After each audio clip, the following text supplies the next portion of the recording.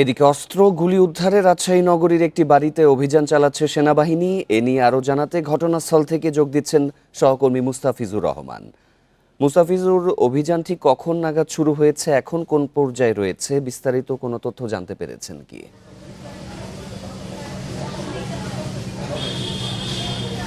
মূলত রাজশাহীর কাদিরগঞ্জে এবং এখানে যে ডক্টরস ইংলিশ নামে একটি যে কোচিং সেন্টার রয়েছে সেখানে সেনাবাহিনী অভিযান চালিয়েছেন এবং সেনাবাহিনীর যে প্রেস বিজ্ঞপ্তি দিয়েছে সেখানে যে বিষয়টি উল্লেখ করছেন যে তারা রাত 1:30 থেকে তাদের অভিযান শুরু করেছেন এবং এরপর থেকে এখান থেকে সকালে আমরা দেখেছি যে বেশ এবং এর সাথে তারা দুপুর 12টা নাগাদ 12টার কিছু পরেই তারা এখানে যে মূল অভিযুক্ত যে অনিন্দ এবং তার সাথে যে দুইজন সহযোগী তাদেরকে দুপুর 3:30টার কিছু পরে তারা পুলিশের কাছে হস্তান্তর করে এবং বর্তমানে এই অভিযুক্ত তিনজনকে সেই নগরীর বোয়ালিয়া মডেল থানায় নিয়ে যাওয়া পুলিশের কাছে হস্তান্তর করা হয়েছে এবং সেই সাথে এই তিনজনকে যখন পুলিশ সেনাবাহিনী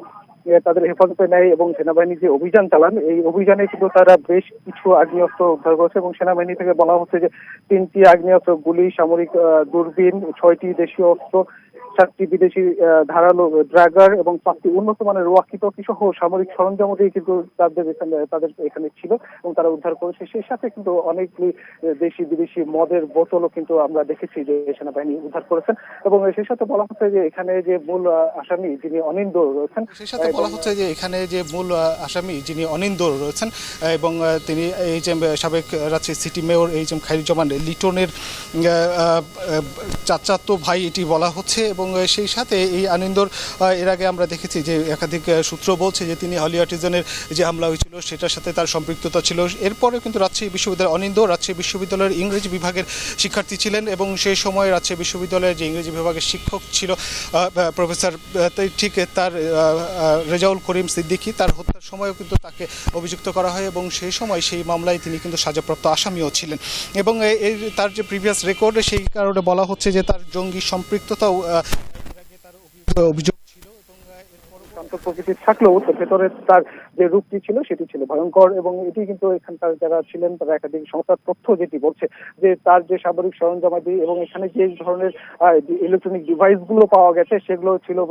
প্রাণঘাতী এবং যে কোনো ধরনের বড় ধরনের নাশকতা করার জন্য তার কাছে যেই জিনিসগুলো ছিল সেগুলো ছিল যথেষ্ট, যার ফলে কিন্তু আইন শৃঙ্খলা বাহিনী আমরা দেখেছিলাম যে দুপুর 1টার কিছু পরে বোম ডিসপোজাল ইউনিট এসে এখানে যে বিস্ফোরক দ্রব্য সেনাবাহিনী উদ্ধার করেছিলেন সেগুলো নিষ্ক্রিয় করা হয় এবং সেই সময় কিন্তু আশেপাশে লোকজনকে সেনাবাহিনীর পক্ষ থেকে সরিয়ে দেওয়া হয় এবং তাদেরকে নিরাপদে সরিয়ে দেওয়া হয় এবং বোম ডিসপোজাল ইউনিট এসে সেটি নিষ্ক্রিয় করে এবং তারাও বলছিলেন যে এটি বেশ ভয়ঙ্কর এবং যে কোনো বড় ধরনের নাশকতা করার জন্য তার কাছ থেকে যে ধরনের বিস্ফোরক পাওয়া গেছে সেটি যথেষ্ট ছিল এবং সেই সাথে এই